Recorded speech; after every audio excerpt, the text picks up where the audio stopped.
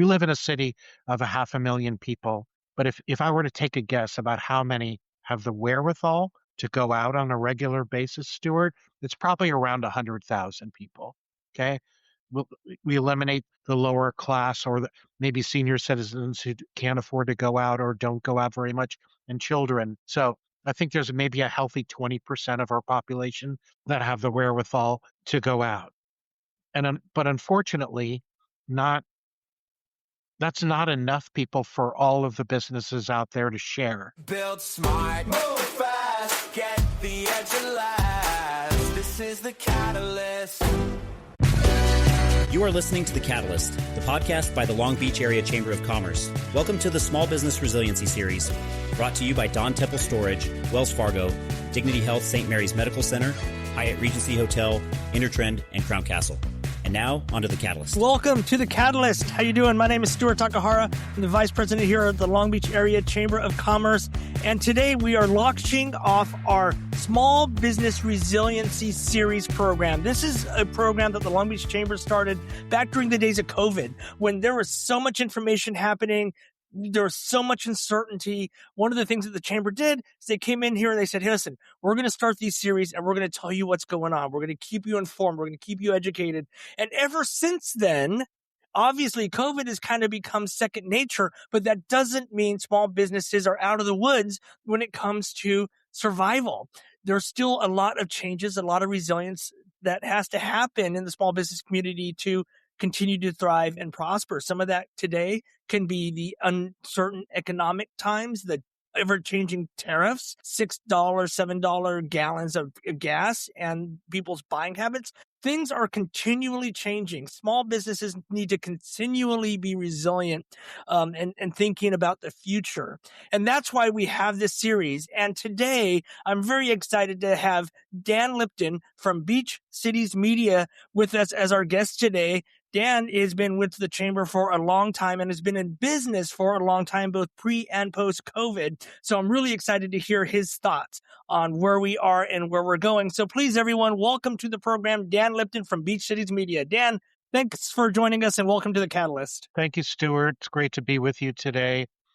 Appreciate the opportunity to share some thoughts. Absolutely. So for those living under a rock and who have never heard of Beach Cities Media, or maybe you're just new to Long Beach, what is Beach Cities Media? Sure. No, I appreciate that. Beach Cities Media is my company that I formed in the summer of 2012. So, 14 years ago now. And my background was, in sales, but primarily in the area of incentive travel and national meetings and events for Fortune 1000 companies. My market was in Southern California and worked on a lot of big projects, both domestically and internationally for companies, and had a lot of familiarity with the hospitality space and the travel space, as well as hotels. So I was approached. What happened was I was in that industry for 10, 12 years. And the bottom kind of fell out of the incentive industry in '08 with the downturn of the economy, and all of the incentive travel and national meetings dried up for a number of reasons, which put me, kind of out on the street. And it was a very difficult time personally and professionally, especially from '08, 2008 to 2010. And then a good friend of mine hired me to be director of sales training and development. I actually commuted from Long Beach to Vegas every week for work. Wow. I flew up there. I had a place to stay because the owner of the company was my friend. So he was kind enough in my package to offer up, per diem and transportation and a car and housing. So I literally worked remotely live from Vegas for 2.5 years. But, when that ended, I was, no longer an employee, didn't think I was hireable. And a company reached out to me, Travel Host Magazine out of Dallas, Texas, saw my background and said, we want to have a magazine in the greater Long Beach area. We don't right now. Would you be interested in talking to us about kind of this entrepreneurial opportunity to build one from ground up? So I flew to Dallas. And I love the concept. And I thought, wow, what a great time in my life now to pivot and be an entrepreneur and build a publication that would connect travelers, tourists, business and leisure travelers to the local economy. And, you know, Long Beach had been my home for better part of 25 years, loved the city. With my sales background and my hospitality background, it made sense. So, it was, bootstrapped, paid licensing fee, got started, got distribution of hotels, right? That, hey, when I ultimately publish a magazine, would you put it in your rooms, put it in the hotels as a complimentary room amenity for hotel guests to connect to the best places to dine, shop, play, and stay. So that was the premise. I got a bunch of hotels, like 45, 50 hotels from Long Beach in the South Bay to participate, and then started going out and talking to local businesses in the hospitality space to sell advertising, basically. Mm-hmm. And there was no publication quite like mine out there. Long Beach people are great to talk to, so there was a lot of great conversations and willing participants. And having come out of a couple of years of struggling financially, I really needed to hit the ground running and make sure I got the requisite number of advertisers in order to pay my magazine from the very first issue. And I was able to do that and published, I think at that time, like a 48-page publication with maps and calendar of events and write-ups about our clients, and distribute them to the hotels where roughly 3 million travelers a year come into our city and want to connect and shop local and eat local. Our publication was a guide to help them do so. You So know, that's how we started. all of this is like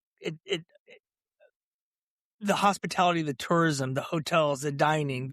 You said dine, shop, play, and stay. I think was Very, the very four good. things. Very good. Four areas where the bottom just came out from under it in January of 2020. So you as a business owner, you started in 2013. You're getting some good momentum, some great relationships. What was it like for you to have that rug pulled right out from under you Yeah.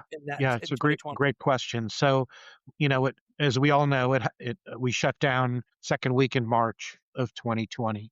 So I'm about halfway through or a little more than halfway through Q1 of 2020, and now nobody can go out to eat. Everything is shut down. And I obviously made the quick decision and the right decision to tell all my advertisers, hey, you don't owe me any more money moving forward until we come out of this, because you're closed and therefore I'm closed. The Mhm. hotels are closed. No Yeah. one's in the hotels. So we all, had to bite the bullet, and everybody had to pivot. There wasn't a lot that I could do initially when everything was shut down. It was about 3/4 worth of time that we were closed, and then we kind of reopened and closed again. But I Yeah. was very fortunate when we reopened that about 70 to 75% of my clients said, we want to come back and reopen with you. Okay. Hmm. And continue the relationship. I was very, very fortunate from the get go that I've had a lot of very loyal clients who've been with me. Probably a third of my business have clients have been with me since day one, all the way back to 2013 Wow. when we launched our first issue. So Wow. many of them came back, but a lot of them came back, Stuart, to see that the hotel occupancy rates were no longer 90 to 95%. Right? They were 25 to 30% because all the conventions had been canceled. Hmm. Most discretionary leisure travel had been canceled.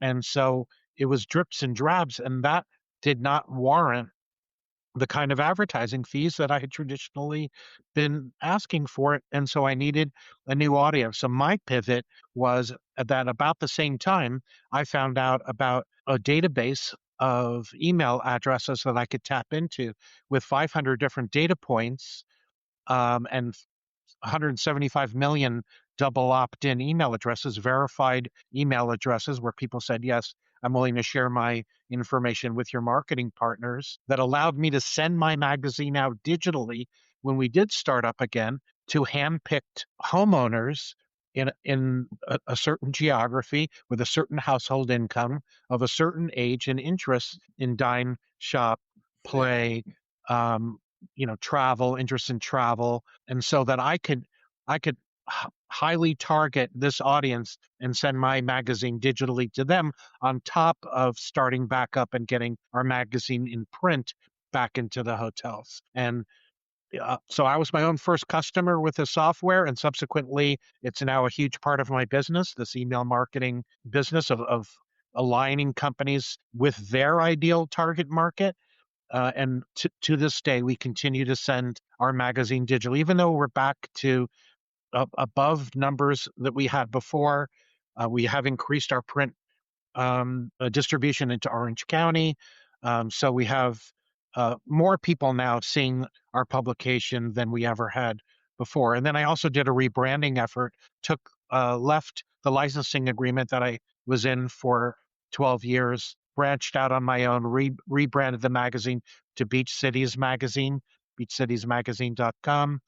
And so, we've had to make adjustments along the way to stay relevant. You mentioned earlier that when you reopened the magazine from the COVID days, that 75% of your clients stayed with you. The other 25%, I'm kind of curious, did they survive the COVID thing, or were they part of that area where a lot of them just couldn't make the cut due to whatever reasons? Because that Sure. happened a lot, I know. Yeah. I would say there were a few closures. Okay. Some people took the opportunity as a way to say, you know what, I'm done in business, right? I think this is the sign that I need to retire or do something different. But there were just some people that kind of used it as a way to like, okay, I'm going to try, some new and different things. And I understood. I knew we weren't going to get, everybody back. Um, and but I was very, very thankful for those that did, and most of them continue to work with me, to this day. But some people just decided to make some adjustments in their marketing efforts, and others, definitely took it as a sign it was maybe time to do something Yeah. else. So you pivoted from just the magazine and then you found the digital. So you were able to get that magazine out to same demographics, but just in a different way. So, and that Right. is got you. Yeah. Yeah. And Stuart, the kind of the genesis of that is when I would run into locals, and I ran into locals all the time, and they would see my magazine, they'd say, "Wow, this is great, but I don't get to see this, right? I don't stay in local Right. hotels, right?" So being able to find an outlet to get it into their hands was a game changer. And email was the most cost-effective way. I'm sending it out to 130,000, hand-picked households across 22 different communities, from South Bay to the north through Huntington Beach to the south, and everything in between, including Long Beach, of course. So that, the messaging, the advertising, the stories, the articles, the calendars, the maps, everything else could be enjoyed by locals who also want to go out Mhm. and enjoy our great community and spend money and support local businesses. So I feel like you're in a very unique position because you're talking to all these hotels and bars and restaurants and entertainment activities. I'm kind of curious, what did you see or what have you been hearing? And I'm not talking about during the COVID days. Now I want to bring to the future, to the current situation, when we're looking at tariffs, when we're looking at tighter economies, when we're looking at the challenges that our small businesses are facing today. What is it you're hearing from your customers, from your advertisers about the challenges that they're experiencing, and how are they pivoting to be able to meet this new trends and this new reality? Yeah, it's a great question. So the hospitality space generally operates on sometimes thinner margins than other industries. So all along the time, even coming out of the pandemic with a resurgence of people into our area, et cetera, was faced simultaneously with higher labor costs, right? And California is already an expensive place to do business. Um, we tend to have higher, wages anyway, and then to see, you know, uh, most people who would be listening to this know that um, even though there are minimum wage increases annually, there was also a fast food minimum wage Mhm. increase that went into effect approximately 3 years ago. I don't remember the exact date, but indirectly that affected all of my clients' ones too, because someone who works at a restaurant is saying, well, if I can get $20 an hour from McDonald's and you're paying me 16.50, I'll just go work at McDonald's. And so they had to increase their wages just to keep the people, much less try to find new ones. And there's a lot of turnover in our industry anyway. Hotels are faced with higher wages as well through unionization, et cetera. And so my clients would, I saw let's say the price sensitivity of what we do for them. And in order to stay relevant, we need to offer more. So, we started to do more things in terms of social media, do some podcasting, um, to be really on the, let's say, leading edge of just good communication. Okay.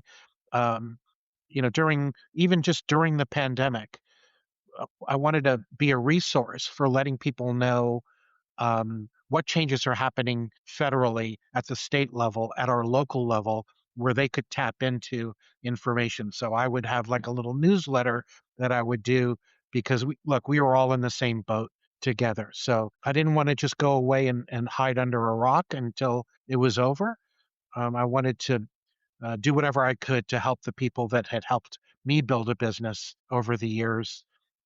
And so I think our clientele are always being challenged, um, with higher costs. Some of the things that they do, especially let's say restaurants, would be to close on days that before they had not been closed, to abandon lunch hours and just go sometimes with evening hours, to figure out ways to be staffed more, um, uh, uh, with more thought put in. Can we do more with less? Right. And I had to adjust my advertising rates as well. Okay. Um, Perhaps some of the fees that I had uh, asked for in the past, we went forward with some lower starting rates, because, uh, you just have to deal with the reality of what people can afford to spend. And so and I had to make some adjustments too around my distribution, my cost structure in order to continue to be relevant. So it all gets pushed down, and when gas prices, that gets passed forward to restaurants in terms of, the raw product that they buy because, they all get trucked in, right? And then they have to pass it through, reluctantly to their clients. We've seen it all from fast food pricing all the way through fine dining pricing. But our clients are a very resilient bunch, to use your words. And I don't get to see their bottom line, but I haven't seen any of my clients, have to close. I think they're just making smarter decisions as well around how they do business. Um, and, it just is more expensive right now. Uh, and hopefully we can get our gas prices back into a more reasonable thing that'll help all of us. Yeah, you have, as in the hospitality world or the restaurants, bars, or whatever, you have your higher fixed costs, like you mentioned, the wages, the minimum wage keeps going up. There's the Olympic wage that was passed, and I don't know the whole story, but I heard that there's going to be a ballot measure that's going to actually walk that back a little bit.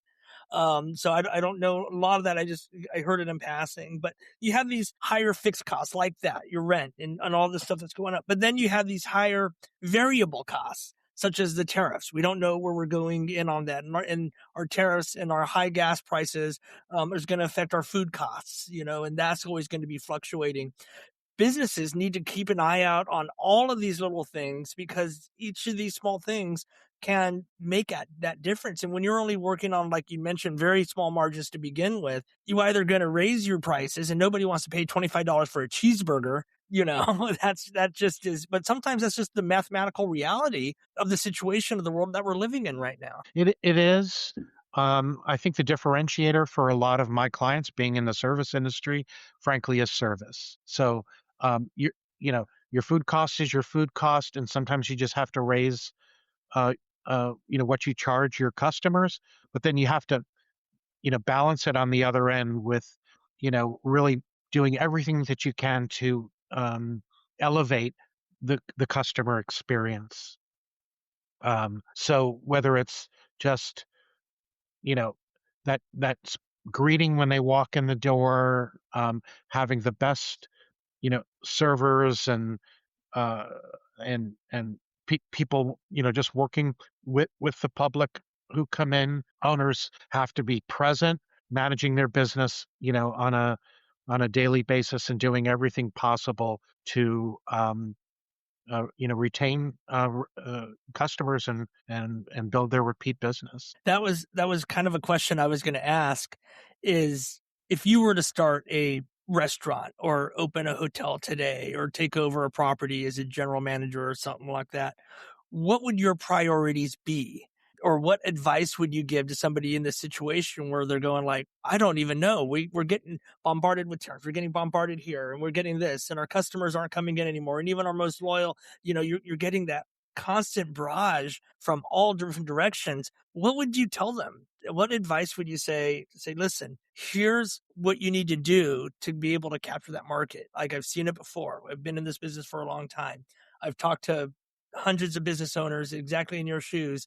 This is what they're doing, or this is what I would recommend that you look into. What's your advice to the people Yeah, that are I, I, listening now? I would definitely, and this may sound redundant because I alluded to it, but being able to elevate your experience to be as high end as you possibly can. And I know and understand that not everybody can play at the high end, right? Everybody needs to eat, everybody needs to go out and do things. But the reality of the situation is the middle tends to get crushed a little bit, right? With taxes and everything else, the middle class gets squeezed. And here's the story that I tell my clients and my prospects that I'm talking to. We live in a city of 500,000 people, but if I were to take a guess about how many have the wherewithal to go out on a regular basis, Stuart, it's probably around 100,000 people. Okay. We'll, we eliminate unfortunately, the lower class or maybe senior citizens who can't afford to go out or don't go out very much, and children. Okay. So I think there's maybe a healthy 20% of our population that have the wherewithal to go out. But unfortunately, not that's not enough people for all of the businesses out there to share. They need our tourists and so forth. Okay. Travelers earn more and spend more than locals. And we have way more of those coming in, right, every day than we have locals. And we all want local business and repeat business, and that's great. So we have beautiful hotels. Hotels are not inexpensive to stay at, but there's an inherent understanding that people who come to Long Beach, whether they drove in or fly in, pre-post cruise, wedding, vacation, staycation, meetings, etc., are naturally going to go out and spend money to create their experience. They're actively looking to go out. So if they're vacationers, they've set aside money, and we know too from statistics that people spend more than they originally intended to spend more when they travel. Yeah. Okay. And if you're here on a meeting, you probably have an expense account to go out and spend at least a certain amount of money and indulge. And that's kind of what draws people to go to different markets. And Long Beach shows so well anyway that, they want to, really get a taste of our market. And so, I just always encourage our partners to, elevate what they're offering to the best that they can. Put your best people, only hire the best people that you possibly can, um, so that the people still see and appreciate the value that they get when they come in. to an establishment, whether it's for dining or for entertainment. We've been talking with Dan Lipton. He's the president and CEO of Beach Cities Media. They publish the Beach Cities magazine as well, in addition to doing the email marketing and email communications through all the Long Beach and South Bay areas. Dan, as we wrap up this episode with you here, we're talking about the Small Business Resiliency Series and how businesses are pivoting. What do you see happening in the next year or so? What should businesses be focusing on to, make sure? I mean, here at the Chamber, we talk a lot about, or I talk to a lot of businesses, and they say we need to do something. We're struggling. I'm trying to get creative. We need this, we need that, and we don't know where to start. And I don't have enough staff. I can't pay the staff. And so there's a lot of challenges out there for small businesses and small business startups, especially. Even those that have been around for decades are having problems staying afloat now and trying to make ends meet. Why are you optimistic over the course of the next year or so? Yeah, it's also a great question. I think I'm naturally optimistic, and I know how difficult it is to open, as much as there was always a part in my mind as I got a hospitality degree, from Cal Poly University, where I thought I'd like to open a sports bar or something like this. But, I have so much admiration for people who open businesses in the hospitality space because the extraordinary amount of time that they have to put into it. You have to love it in order to do it. But and we're also challenged a little bit with so many different options for people because this is, we live in a densely populated space, and much less just doing business in Long Beach. We're challenged by things going on in our fellow, sister neighborhoods around us and other communities. Just for instance, we have Long Beach Coast Baseball starting up the regular season June 2nd. We have the amphitheater starting up June 6th, I believe, with their first concert. We have the Olympics coming in 2 years. We have the World Cup in June and July. And all of these are monetary distractions and opportunities for people to spend elsewhere, right? And so I always just encourage everyone that I meet in Long Beach to get as involved in the community as possible, because that's where you meet people who can be part of your new clientele, right? Or your new support system or a partner in doing business. We just had our Small Business Expo last week with a great turnout at Sports Basement. I was very encouraged by the turnout and the interest level. And I always say, if you can't do business in Long Beach, you can't do business, because I found, having done business all over Southern California in my career, that the most receptive people that I've ever run into, the people you can have honest, good conversations with a smile on your face and their face, is the city of Long Beach. So whether it's the Chamber, whether it's the Visit Long Beach, right, which is our hospitality connection to all of these conferences and so forth, that definitely don't give up. Keep thinking about it. Talk with people about what they're doing differently. The Long Beach Restaurant Association meets regularly. It's a great place for people who are in our space to share ideas. And I'm willing to do anything for my clients to get the word out, to help them, put more people in the seats and in their place of business. So it does take a community to see it through. I love what you said, and I just want to rephrase it or repeat it one more time before we sign off here, that in Long Beach, we have 500,000 people, but only 100,000 probably have the means to be able to patronize a lot of the businesses with any sort of regularity, and it's just not enough for all the businesses to go around. So you have to supplement that with the tourism. You have to get in front of the thousands of people, or the hundreds of thousands, or even the millions of people that come through Long Beach every year, like you mentioned, for the Grand Prix, for the cruises, for all the activities that are happening. And you're in a great position to be able to do that, to be able to help those businesses. So for those watching and those listening, if they wanted to get in front of this area, if they wanted to partner with you to be able to help get in front of that audience, Dan, how do people get a hold of you? What's the best way to Sure. reach you? Sure. One way, of course, would be go to our website and just get an overview of the things that we do. You could see our magazine digitally online to get a sense of what the magazine looks like. All my contact information is at beachcitiesmagazine.com or beachcities-media.com will take you to the same place. And would love to just have a conversation with anyone that wants to talk about some strategies and some tactics to bring some awareness, to their business and see if there's some synergies between our companies where I could help. Well, Dan, thanks for taking the time to join us today on The Catalyst. It's part of the Small Business Resiliency Series. It doesn't matter what's going on in the world. There's always a way to be able to beat it. There's always a way that you can create that angle to be able to survive. And the more we can communicate, the more we can work together to support every one of us. We're not competition. Everyone here works together to be able to promote the greater good. That's amazing things when it works out. So Dan, thank you again for joining us today. I appreciate you. Again, you can find him at beachcitiesmagazine.com or beachcities-media.com. Dan, thanks for joining us today, and I'm sure we'll be seeing you around everywhere. You are everywhere. Absolutely, Stuart, as you are. Thank you so much for the opportunity. You got it. Thanks, Dan. We'll talk to you soon. Thanks, Thank you. everyone, for joining. We'll see you in the next episode.